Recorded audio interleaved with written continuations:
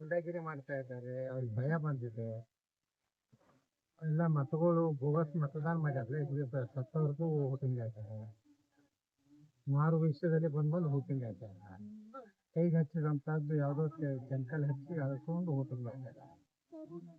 ಈಗ ಇದು FIR ಆಗೋದ್ರಿಂದ ಯಾಕೆ ಸತ್ತವ್ರದೆಲ್ಲ ವೋಟುಗಳು ಡಿಲೀಟ್ ಆಗ್ತವೆ.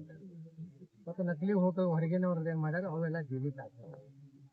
ಅದಕ್ಕೆ FIR ಇದರಲ್ಲಿ ಯಾರು ಹಸ್ತಕ್ಷೇಪ ಮಾಡಬಾರ್ದು. ಇವತ್ತು ಜನಪ್ರತಿನಿಧಿಗಳು ಸಹಿತ BLO ಜೊತೆಗೆ ಒಂದು ರೀತಿ ಪ್ರೀತಿಯಿಂದ ಏನು ತಪ್ಪಾಗಿದ್ರೆ ಹೇಳ್ಬೇಕು, ಆದ್ರೆ ಎಲ್ಲರಿಗೂ ಅಧಿಕಾರ ಇದೆ. ನೀ ಯಾಕೆ ಬಂದಿ ಇವೇನು MLA ಅಲ್ಲ, MP ಅಲ್ಲ, ಅಥವಾ ಬಿಜಾಪುರದ ಆದಿಲ್ ಸಾಹೇಬ್ ಮರಿಮೊಮ್ಮಗನೂ ಅಲ್ಲ. ಆದಿಲ್ ಸಾಹೇಬ್ನು ಹೋಗ್ಯಾನ ಆ ಕಡೆ ಹೋಗ್ಕೊತ. ಇವರೆಲ್ಲ ಗುಂಡಾಗಿರಿ ಮಾಡೋದು ಹೊರತು ಹಿಂದೂಗಳ ಏರಿಯಾದಾಗ ಬಂದು ಮತದಾನ ಅವರು ಸರಿಯಾಗಿ FIR ಆಗ್ಲಾರ ನೋಡ್ಬೋದು. ಇದು ಉದ್ದೇಶ ಏನಂದ್ರೆ ಮುಂದಿನ ವಿಧಾನಸಭೆಯಲ್ಲಿ ಹಿಂದೂ ಅಭ್ಯರ್ಥಿ ಆಚೆ ಬರಬಾರ್ದು. ಮತ್ತೆ ಹೆಂಗ್ ಪಶ್ಚಿಮ ಬಂಗಾಳದಲ್ಲಿ ದಬ್ಬಾಳಿಕೆ ದೌರ್ಜನ್ಯ ಈಗ ಅವ್ರು ದಬ್ಬಾಳಿಕೆ ನೋಡ್ಬಿಟ್ರೆ ಮುಂದೆ ಅವರು MLA ಆಗಿದ್ರ ಗತಿ ಏನು ಅನ್ನೋದು ಈಗ ಜನರಿಗೆ ಗೊತ್ತಾಗಲಾಕದ. ಅದಕ್ಕೆ ನಾ ಎಲ್ಲ ಹಿಂದೂಗಳಿಗೆ ವಿನಂತಿ ಮಾಡ್ಕೋತಾನಂದ್ರೆ ಯಾರಿಗೂ ಹೆದರ್ಬೇಡ್ರಿ. ನಾಳೆಯಿಂದ ನಾನು ಅಡ್ಡಾಡ್ತೀನಿ ಜಿಲ್ಲೆ DC ಅವ್ರಿಗೆ ಮತ್ತು ನಮ್ಮ ಚುನಾವಣೆ ಅಧಿಕಾರಿ ಅಂತ ಕಾರ್ಪೊರೇಷನ್ ಕಮಿಷನ್ ಪತ್ರ ಬರೀಲಾಕತ್ತೀನಿ. ಇವತ್ತು ಯಾವನೊಬ್ಬ ಎಕ್ಸ್ ಮೆಂಬರು ಒಂದು ಮಸೂತಿ ಒಳಗ ಮೀಟಿಂಗ್ ಮಾಡ್ತಾನೆ BLO. ಯಾರು ಅಧಿಕಾರ ಕೊಡ್ತಾನೆ ಅವನಿಗೆ? ಅವ ಯಾವ ಅದನ್ನ ಕಂಡಕ್ಟ್ ಮಾಡೋದವ ಯಾವ ಅಧಿಕಾರಿ? ಅವ್ನು ಸಸ್ಪೆಂಡ್ ಮಾಡ್ಬೇಕಂತ ಹೇಳಿದ್ದಾನೆ. ಇವತ್ತು ನಾಳೆ ನಾ ಜಿಲ್ಲಾಧಿಕಾರಿಗಳು ಪತ್ರ ಬರೀಲಾಕತ್ತೀನಿ. ಈ ರೀತಿ BLOಗಳು ಮೀಟಿಂಗ್ ಕರಿಲಕ್ಕ ನನಗೂ ನಾ ಆಸ್ ಎ MLA ಕರಿಲಕ್ಕ ನನಗೆ ಅವಕಾಶ ಕೊಡಬೇಕು. ಕಾನೂನಿನ ಚೌಕಟ್ಟಿನಾಗಿದ್ರೆ ಇರಲಿಲ್ಲ ಅಂದ್ರೆ ಅವನ ಮ್ಯಾಗ ಆಕ್ಷನ್ ಆಗ್ಬೇಕು. ಆಫೀಸರ್ ಯಾಕೆ ಹೋಗೋದು ನಾವು BLO ಅವನ ಮ್ಯಾಗನು ಕ್ರಿಮಿನಲ್ ಕೇಸ್ ಆಗ್ಬೇಕು ಹೊರತಿ ಮೇಲೆ. ಮತ್ತು ಹೊರತಿಗೆ ಪ್ರಚೋದನೆ ಮಾಡದಂತ ಏನು ವ್ಯಕ್ತಿ ಅದಾನಲ್ಲ ಅವನ ಮ್ಯಾಗನು ಕೇಸ್ ಆಗಲಿ. ಈಗ ನಕಲಿ ಓಟು ಮಾಡ್ಯಾರ ಬಸವನಗೌಡ್ರ ಹೊಯ್ಕೋತಾರಲ್ಲ, 30,000 ಓಟ್ ಚಿಂಚೋಳಿನ ಇಲ್ಲಿ ತರ್ಲಿಕ್ಕೆ ಆಗ್ತತೇನ್ರಿ? ಅಂತ 3 ದಿನ ಮಕ್ಕಳಾದ್ರು 30,000 ಮಂದಿನ ಚುನಾವಣೆ ವೋಟಿಂಗ್ ಟೈಮ್ ತರುವಂತದ್ದು ಸಾಧ್ಯ ಐತೆ. 30,000 ಗೇಟ್ ವಾಹನಗಳು ಬೇಕಾಗ್ತದೆ. ಒಂದು ಕಾರ್ಯಕ್ರಮಕ್ಕೆ ಜನರನ್ನ ತರೋದಾಗುದಿಲ್ಲ 30,000 ಜನರನ್ನ. ಅಲ್ಲಿನೂ ನೋಡ್ರಿ ಸೇಮ್ ಹೆಸರು ಇರ್ತಾರ. ಅಲ್ಲಿ ಬಸವನಗೌಡ ರಾಮನಗೌಡ ಪಾಡ್ಲೆ ತಿರ್ಬಾರ್ದನ್? ಅಲ್ಲಿನೂ ಶಿವಪ್ಪ ಕಲ್ಲಪ್ಪ ಕತ್ತನಹಳ್ಳಿ ತಿರ್ಬಾರ್ದನ್? ಇಲ್ಲಿ ಬಿಜಾಪುರನಾಗೆ ಕತ್ತನಹಳ್ಳಿ ಅವ್ರು ಹೇಳ್ಬೇಕನ್? ಹಂಗೆಲ್ಲ ಸೇಮ್ ನಾವು 12,000 ಅಂತ ವೋಟರ್ಸ್ಗಳು ಸೇಮ್ ಹೆಸರು ಇದ್ದವ್ರು ನಾವು ತೆಗೆದು ತೋರ್ಸಿದ್ವಿ. ಚಿಂಚೋಳಿ ಒಳಗೆ ಇದ್ದವ್ರ ಹೆಸರುಗಳು ಫೋಟೋ ಬೇರೆ ಅದಾವ್ರು, ಊರು ಬೇರೆ ಐತಿ. ಸುಮ್ಮನೆ ನೋಡ್ರಿ ಈಗ ಸುಪ್ರೀಂ ಕೋರ್ಟ್ ತನಕ ಹೋದ. ಸುಪ್ರೀಂ ಕೋರ್ಟ್ನಾಗ ಚೀಮಾರಿ ಹಾಕ್ಸ್ಕೊಂಡು 1 ಲಕ್ಷ ರೂಪಾಯಿ ದಂಡ ಇದ್ದಿದ್ದು 2 ಲಕ್ಷ ರೂಪಾಯಿ ದಂಡ ಕೊಟ್ಟು ಬಂದ. ಹೈಕೋರ್ಟ್ನಾಗ ನನ್ನಂತೆ ಆಯ್ತು, ಕಿತ್ತು ಹೋಗಿದ್ದು ದಂಡ ಹಾಕಿದ್ರು, ಫೇಕ್ ಅಲಿಗೇಷನ್ ಮಾಡಿ ಅಂತೇಳಿ ಸುಪ್ರೀಂ ಕೋರ್ಟಿಗೆ ಹೋದ. ಕಪಿಲ್ ಸಿಬಲ್ ಕೊಟ್ಟ, ಆದ್ರೂ ಸುಪ್ರೀಂ ಕೋರ್ಟ್ ತಿರಸ್ಕಾರ ಮಾಡ್ತು. ಮತ್ತ ಇಂಟರ್ನಲ್ ಏನೋ ಚೀಫ್ ಜಸ್ಟಿಸ್ ಒಂದು ಚೇಂಬರ್ನಾಗ ಒಂದು ಕೋರ್ಟ್ ನಡೀತೈತೆ.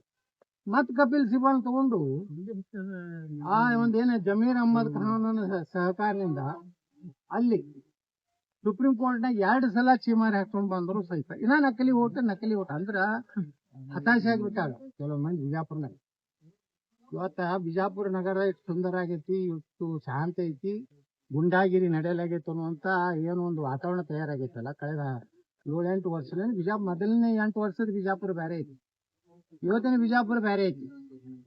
ಇಡೀ ದೇಶದಲ್ಲೇ 4ನೇ ಒಳ್ಳೆ ಗಾಳಿ ಇರುವಂತ ನಗರ ಆಗೈತಿ. ಇದು ಎಲ್ಲ ಇದನ್ನ ಹಾಳು ಮಾಡ್ಬೇಕು, ಇದನ್ನ ಇನ್ನೊಂದು ಸಣ್ಣ ಮಿನಿ ಪಾಕಿಸ್ತಾನ ಮಾಡ್ಬೇಕು ಅಂತ ಪಾಕಿಸ್ತಾನಿ ಪ್ರೇಮಿಗಳು ಸುಮ್ಮನೆ BLOಗಳಿಗೆ ಅಂದಿಸುವುದು. ಈ ರೀತಿ ನಕಲಿ ವೋಟ್ ಮಾಡ್ಯಾರ ಅನ್ನೋದು. ಯಾವ ಹಿಂದೂಗಳು ನಕಲಿ ವೋಟ್ ಮಾಡ್ಯಾರ ಬಿಜಾಪುರನವ್ರು. ನಕಲಿ ವೋಟ್ ಮಾಡುವಂತ ಸಂಸ್ಕೃತಿ ಹಿಂದೂ ಸಮಾಜದಲ್ಲಿ ಇಲ್ಲೇ ಇಲ್ಲ. ಅದೇನಿದ್ರು ಅದೇ ಅವ್ರು ಯಾರದಾರ ಅವರೇ ಮಾಡ್ತಾರ ಅಂತ ಹಲ್ಕಾಟ. ಅದಕ್ಕೆ ಸುಮ್ನೆ ಬಾಯಿ ಬಂದಂಗ ಮಾತಾಡಿದ್ರ ಆ ಶಬ್ದಗಳು ಮಾತಾಡ್ಲಿಕ್ಕೆ ನೀವು ಮಾಧ್ಯಮದವ್ರಿಗೆ ನಿಮ್ಗೆ ಅಭಿನಂದನೆ ಸಲ್ಲುತ್ತೆ. ಅಂತ ಥರ್ಡ್ ರೇಟ್ ನನ್ನ ಮಕ್ಕಳದು ಯಾವ್ದು ನೀವು ಹಾಕುದಿಲ್ಲ, ಅದಕ್ಕೆ ನಿಮ್ಗೆ ಅಭಿನಂದನೆ. ಯೂಟ್ಯೂಬ್ದಾರ ಅದಾರ ಬಿಡ್ರಲ್ಲ, ಎಲ್ಲ ಸಾಬ್ರು ಯೂಟ್ಯೂಬ್ ಅದಾವ ಬಿಜಾಪುರ. ಅದ್ರಾಗ ಇಲ್ಲೊಂದು ಹುರ್ಬೀಜ ರಮಾಪುರದ ಒಂದು ಸೇರ್ ಐತಿ. ಈ ಯೂಟ್ಯೂಬದು ಹುರ್ಬೀಜಗಳು ಏನು ಹೇಳಿದ್ರು ಯಾರು ಕೇಳೋರ ಅದಾರ? ನಿಮ್ಮಂತ ಮಾಧ್ಯಮಗಳಿಗೆ ಕೇಳ್ತಾರ. ರಾಷ್ಟ್ರೀಯ ಚಾನೆಲ್ಗಳದು, ರಾಜ್ಯ ಚಾನೆಲ್ಗಳದು, ಪ್ರತಿಷ್ಠಿತ ಚಾನೆಲ್. ಅವೇನು ಹುರ್ಬೀಜಗಳು ರೊಕ್ಕ ಕೊಟ್ಕೊಳ್ಳೇನು ಬಸವನಗೌಡ ಆಯ್ತಾಕಿ ಅವತ್ತು ಹಾಕಿ ಇವಾಗ ಹುರ್ಬೀಜ ರಂಭಾಪುರದ ಒಂದು ಹುರ್ಬೀಜ ಐತಲ್ಲ, ಅದು ಅಲ್ಲೇ ಸಾಬ್ರ ಮನೆಯಾಗ ದರ್ಗಾದಾಗೆ ಯಾವ ಆಸಿಂಪರದಾಗೆ ಹೋಗಿ ಬಿರಿಯಾನಿ ತಿಳ್ಕೊತಿರ್ತಾನ ನನ್ನದ. ಇಂಥ ಯೂಟ್ಯೂಬ್ಗಳಿಂದ ನನಗೇನೂ ಆಗೋದು. ನಾನು ಆ ಶಬ್ದಗಳು ಅವ್ರ ಅಪ್ಪನಂಗೆ ಮಾತಾಡಕ್ಕೆ ನನ್ನ ಬಲ್ಲಿ ಭಾಳ ದೊಡ್ಡ ಶಬ್ದ ಕಳಿಸು. ಆದ್ರೆ ಆ ಸ್ಟೇಟಸ್ ಅಲ್ಲತ್ತೆ ಯಾವ ಪಂಚಾಯತಿ ಆರ್ಸಲ್ಲ, ಆರ್ಸಿ ಬಂದಿದೆಯಲ್ಲ, ಇಲ್ಲಿ ಬಂದು ನಮ್ಮ ಹಿಂದೂ ಏರಿಯಾದಾಗ ಇನ್ನು ಏನಾರ ಗುಂಡಾಗಿರಿ ಮಾಡೋದು. ನೀ ಅದಕ್ಕೆ ಬರ್ತೀಯಪ್ಪ? ನೀ ಯಾರು? ಈ ನಮ್ಮ ಸಿಬ್ಬಂದಿಗಳನ್ನ ನಮ್ಮ ಜನಕ್ಕೆ ನೀ ಯಾರು ಬರ್ತೀವಿ? ನಮ್ಮ ಓಣ್ಯಾಗ ಹಿಂದೂಗಳ ಓಣ್ಯಾಗ ನಿಂದೇನು ಕೆಲಸ ಐತಿ? ನಿನ್ನ ಓಣ್ಯಾಗ ನಿನ್ನ ಮನಿದಟ್ಟೆ ಓಟ್ ಕೇಳ್ಬೇಕು ಹೊರತು ಇದೇನು ಚುನಾವಣೆ ಅಲ್ಲ. ಯಾರು ಬೇಕಾದ್ರೆ ಸಂಘ ಸಂಸ್ಥೆದವ್ರು ಜನರನ್ನ ಇವತ್ತು ಅವ್ರಿಗೆ ಏನು ಅವ್ರಿಗೆ ಮುಗ್ಧ ಜನ ಅದಾರ, SIRದಾಗ ಫಾರ್ಮ್ ಹೆಂಗೆ ತುಂಬೋದನ್ನು ಗುರುತಿಲ್ಲ. ಕೆಲವೊಂದು BL ಒಳಗೆ ಗುರುತಿಲ್ರಿ, ಅಂಗನವಾಡಿ ಕಾರ್ಯಕರ್ತರು ಅವಾಗೇನು ಬರುದಿಲ್ಲ, ಅವ್ರಿಗೆ ಸಹಾಯ ಮಾಡ್ತಾರ. ಮಾಡ್ಬೋದತ್ತೈತಿ ಚುನಾವಣಾ ಆಯೋಗದ ಇದ್ರಾಗ. ನೀವೇನೆಲ್ಲ ಹಿಂಗ್ ಗುಂಡಾಗಿರಿ ಮಾಡ್ತೀನಿ, ನಮ್ಮ ಸರ್ಕಾರ ಐತಿ, ನಾವು ಪಾಕಿಸ್ತಾನ ಮಾಡ್ತೀನಿ ಅಂದ್ರೆ ಬಿಜಾಪುರ ಹಿಂದೂಗಳು ಹೇಳ್ತೀನಿ, ನೀವೆಲ್ಲಾರು 100% ಮತದಾರ ಆಗ್ರಿ. ಈ ಬಿಜಾಪುರ ಯಾವಾಗಲೂ ಹಿಂದೂಗಳ ಕೈಯಾಗಿರ್ಬೇಕು. ಇವ್ರೆಲ್ಲರಿಗೂ ಭಯ ಬಂದದ. ಸುಮಾರು 10-15 ಸಾವಿರ ಬೋಗಸ್ ಸತ್ತವ್ರು ಓಟ್ ಹಾಕೋತ್ ಬಂದಾಗ ಅದಕ್ಕೆ ಇದೆಲ್ಲ ಕಿತ್ಕೊಂಡು ಹೋಗ್ತದ. ವಿಜಯಪುರ ನಗರದಲ್ಲಿ ಏನಾದ್ರೂ ಒಂದು ನಾಟಕ ಪರ್ಮನೆಂಟ್ ರೆಸಿಡೆನ್ಸಿ ನೋಡ್ರಿ. ಈಗ ಇದ್ರಾಗ ಬಾಂಗ್ಲಾದೇಶಿಯವ್ರು ಎಷ್ಟದಾರ, ಮತ್ತೆ ಅಲ್ಲಿ ಇಲ್ಲಿ ನೋಡ್ರಿ, ಪಾಕಿಸ್ತಾನದವ್ರು 3 ವರ್ಷ ಸಿಗ್ಲಾಕತ್ತಾರ, ಇಲ್ಲಿ ಕರ್ನಾಟಕದಲ್ಲಿ ಬಾಂಗ್ಲಾದವ್ರು ಸಿಗ್ಲಾಕತ್ತಾರ, ಇಲ್ಲೂ ಅದಾರ. ಇಲ್ಲೂ ಸುಮಾರು 2-2 ವರ್ಷ ಬೋಗಸ್ ಹೋಗಿಂದ ಒಂದು ಇದು ಮಾಡಿ ಇವತ್ತು ಲೋಕಾಯುಕ್ತ ಮುಂದೆ ಬಂದದ. ಅದಕ್ಕೆ ಇವ್ರು ಏನಾಗ್ಯದ, ಇವರು ಬಿಜಾಪುರನ ಹಾಳು ಮಾಡ್ಬೇಕು ಅಂದ್ರೆ ಇವ್ರೇನು ಒಳ್ಳೆ ಮಂದಿ ನೋಡ್ರಿ, ಅವ್ರು ಮಾತಾಡೋದು ಅವ್ರ ನಡವಳಿಕೆ ನೋಡ್ಬಿಟ್ರಿ ಇಂಥವ್ರು MLA ಆದ ಗತಿ ಏನಾಗ್ತದೆ. ಬಿಜಾಪುರ ಜಾಗಪೂರ್ ಐತಿ, ಬರೋಬ್ಬರಿ ಇಟ್ಟಿವಿ ನಾವು, ಇವ್ರು ಎಲ್ಲಿ ಇಡ್ಬೇಕಲ್ಲಿ ಇಟ್ಟಿವಿ. ಇನ್ನು ಮುಂದೆ 2028ಕ್ಕೆ ನಾವೇ ಆರಿಸಿ ಬರೋದು. BJP ಅವ್ರಿಗೆ ಹೇಳ್ತೇನೆ, ನೀವೇನು ಕಿಸೋದ್ರು ನಿಮ್ಗೆ ಯಾರಿಗೂ ಟಿಕೆಟ್ ಸಿಗೋಲ್ಲ. ನೀವು ಯಾರು ಬೇಕಾದ್ರೆ ಹಾರಾಡ್ರಿ, ಅಲ್ಲೇ ನಿಮ್ಮ ಮನೆಗೆ ಹಾರಾಡ್ರಿ. ಈಗ ಹೊಸ ಅಂಗಿ ಹೊಲಿಸಿದ್ರು BJP ಟಿಕೆಟ್ ಸಿಕ್ಕತ್ತೆ. ಮೊನ್ನೆ ನಾ BJP ಓಟ್ ಹಾಕಿದ್ಮಾಗ ಮತ್ತೆ ಅಂಗಿ ಹೋಗೋದು ಜೀನ್ಸ್ ಪ್ಯಾಂಟ್ T-ಶರ್ಟ್ ಹಾಕೊಂಡ. ಯಾಕಂದ್ರೆ ಸಿಕ್ಕೇ ಬಿಡ್ತು ಅಂತ. ನಾನೇನೋ ಕಾಂಗ್ರೆಸ್ಗೆ ಓಟ್ ಹಾಕ್ತೀನಿ, ಹೊರಗೆ ಹೋಗ್ತಾನ ಯತ್ನಾಳ್ ಮುಗಿತು ಅಂತ ತಿಳ್ಕೊಂಡಿದ್ವಿ. ಮತ್ತು ಅಂಗಿ ಕಳೆದು ಯಾಕಂದ್ರೆ ಮಾರಿ ಮಾಡ್ಕೊಂಡು ಗಟ್ಟ ಬಿಟ್ಕೊಂಡು ಬಿಡುದು ಅದು ಮುಂದವ್ರು. ಆದ್ರೆ ಮೊನ್ನೆ BJPಗೆ ನಾವು ಓಟ್ ಹಾಕಿದ್ದೆ. ಅದಕ್ಕೆ ಹಾಕಿದೆ, ನಾ ಯಾವ ಪಕ್ಷದಿಂದ MLA ಹಾಕೀನಿ, ಅದಕ್ಕೆ ವೇದಿ ಹೊಡ್ಕೊಂಡವ್. ನಾವ್ರೇನ್ ತಿಳ್ಕೊಂಡಿದ್ರು, ಏನೋ ಕಾಂಗ್ರೆಸ್ನವ್ರು ಒಂದು 7-8 ಕೋಟಿ ರೂಪಾಯಿ ಕೊಡ್ತಾರ, ಅಭಿವೃದ್ಧಿಗೇನೋ ಒಂದು ಏನೋ 50 ಕೋಟಿ ರೂಪಾಯಿ ಕೊಡ್ತಾರೇನೋ ಆಶ್ವಾಸನೆ ಕೊಟ್ಟು ಓಟ್ ಹಾಕ್ಯಲ್ಲ. ಮಂದಿ BJP ಹಾಕ್ಯಾರಲ್ಲ, ಯಾರು ಹಾಕ್ಯಾರ ಕೊಡ್ತಲೇ ರಾಜ್ಯಾಧ್ಯಕ್ಷರೇ ನಾವು ಹಾಕ್ಸೋಣ ನಮ್ಗೆ ಸುದ್ದಿ. ಅವನೇ ಇಲ್ಕಂದ್ರೆ ನೀವು DK ಶಿವಕುಮಾರ್ ಹೇಳ್ದಂಗೆ ಹಾಕಲಿಲ್ಲ ಅಂದ್ರೆ ನಾನು ಎಲ್ಲ ಹಗರಣಗಳು ತೆಗಿತಾನ. ವೋಟಿಂಗ್ ಆದ ಮ್ಯಾಗ ವಿಪ್ ಇಶ್ಯೂ ಮಾಡ್ತಾರೆ. ವೋಟಿಂಗ್ ಆದ್ಮ್ಯಾಗ ಯಾರು ವಿಪ್ ಇಶ್ಯೂ ಮಾಡ್ತಾರೆ? ವೋಟಿಂಗ್ಗಿಂತ ಮೊದಲ ವಿಪ್ ಇಶ್ಯೂ ಮಾಡ್ತಾರೆ. ಅವ್ರು ವಿಪ್ ತಗೊಳ್ಳಿ, ಅವ್ರ ಮನೆಗೆ ಹೋಗಿ ಹಾಕ್ತಾರೆ.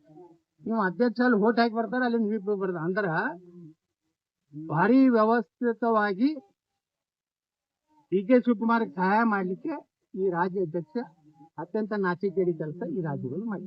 ಮೊನ್ನೆ ಪತ್ರದ ಮೂಲಕ ರಾಷ್ಟ್ರೀಯ ಅಧ್ಯಕ್ಷರಿಗೆ ಒಂದ್ ರೀತಿ ಕೊಟ್ಟಂಗಿತ್ತು. ನಾ ಯಾಕೆ ತಗೊಳ್ತೇವೆ ಅಂದ್ರೆ ನೋಡ್ರಿ, ನಾ ಬರೀ ಮೂಕ್ ಹೋಗಿ ಅಲ್ಲಿ ನಾನು ಏನಾರು ವೋಟ್ ಹಾಕಿದ್ರೆ ಈ ನನ್ನ ಮಕ್ಕಳು ಅದಾರಲ್ಲ, ಅವನು ಫೇಕ್ ಅಕೌಂಟ್ ಅದಲ್ಲ ಸಾಮಾಜಿಕ ಜಾಲ, ಆದ್ರೂ ಹಾಕಿದ್ರು ಅವರು ಯತ್ನಾಳರು ಕಾಂಗ್ರೆಸ್ಗೆ ಹಾಕಿದ್ದಾರೆ ಅನ್ನೋ ಸಂದೇಹವಿದೆ.